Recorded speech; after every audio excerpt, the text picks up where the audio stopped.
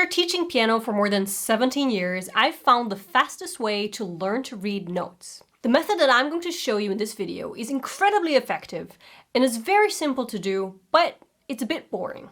Still, if you've got a bit of grit and you're willing to stick it out for just a couple of weeks, at the end of that time you'll be able to read notes really well, and you'll see that learning new pieces will become so much easier.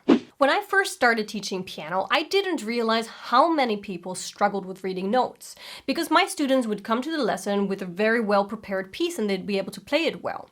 So it took me some time to discover that most of them weren't actually able to read notes very well, even if they were already intermediate players, because they actually did something I call relative reading. So what they would do is they would only read the first note and use that as a reference point and then kind of guess all the other notes from there, which is basically cheating.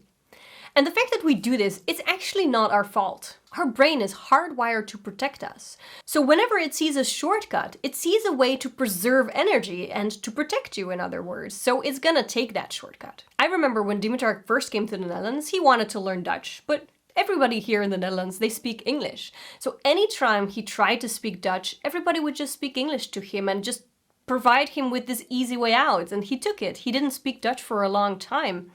Until one of his students, a retired university professor, he was very stubborn and he refused to speak English to him and he only spoke Dutch to him.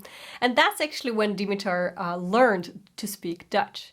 So in this scenario, I'm going to be the stubborn university professor, and with this exercise, I'm going to prevent you from taking the easy way out. But before we dive into the exercise, I just wanted to let you know, for those of you who are new here, my partner Dimitar, he's not only an amazing pianist and teacher, he is also a fantastic composer.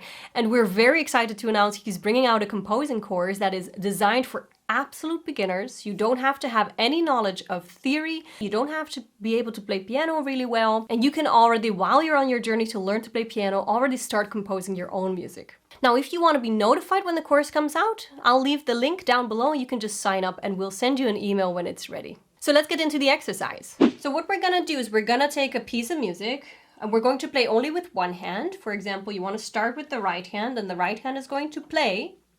You're going to forget about the rhythm, take as much time as you need. That's really essential. And the other hand we're going to use to point. So we are going to point to the note, name it and play it, B. And then we're going to continue. So B, B, B, A sharp, B, E, G, B.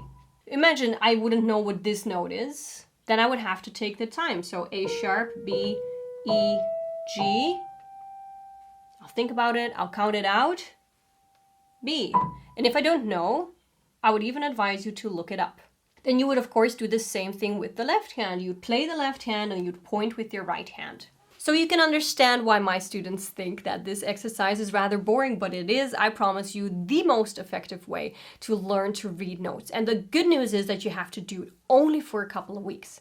After that, you're already going to notice such a big improvement that you're going to go on to the next step of reading notes. You don't have to stick with this exercise for longer than a couple of weeks. And I'm going to explain that in a couple of minutes. But before that, what you can do one step further is to do it with both hands at the same time. Of course you can't point, but you just do it one by one. B and D sharp, B and then F sharp, A. And you don't play further until you've named all the notes. And I remember, it was a long time ago, I was 7 years old when I first learned to read notes. I remember how incredibly difficult it was to read two clefs at the same time. I felt like my brain was on fire, and that's what I was talking about, that your brain tries to protect you and tries to get you to take the shortcut and the easy way out, because that's really how it feels. So if you do the hands together, and you really feel like your brain is on fire, I would advise you just put an alarm, do it for 5 minutes a day, or even better, do it 3 times separately, 5 minutes. So in the morning 5 minutes, in the afternoon 5 minutes, in the evening 5 minutes. The more you're going to push for that, the faster you're going to be able to learn notes and get those great results that you're looking for. So one of our students from our course, The Mistake-Proof Pianist, she actually emailed me and she said, I am shocked how much easier it is to learn a new song when I know what the notes are. And I definitely heard from so many more people once they pushed through this initial phase that actually they were so happy with the results. So I definitely encourage you to try it out. And After developing this method and this exercise with my students, I actually discovered that Czerny, who was an incredible piano teacher and who taught the great Franz Liszt, he actually used this exact same method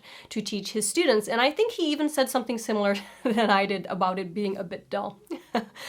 But that it was worth it to get to the good parts. So that's a little fun historic fact for you. Throughout my teaching career, I've seen a surprising amount of intermediate and sometimes even advanced students not able to read notes as well as they could, just because our brain tries to take usually the easy way out.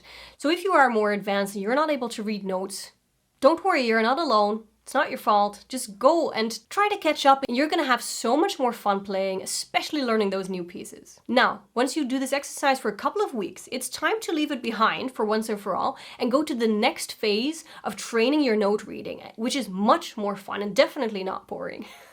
It's sight reading, which is incredibly fun, and it also trains so many other skills. And this is going to be how we are going to permanently store those notes in our brain. If you want to learn what sight reading is and what are the best ways to go about it when you're new at it, check this video over here. See you there.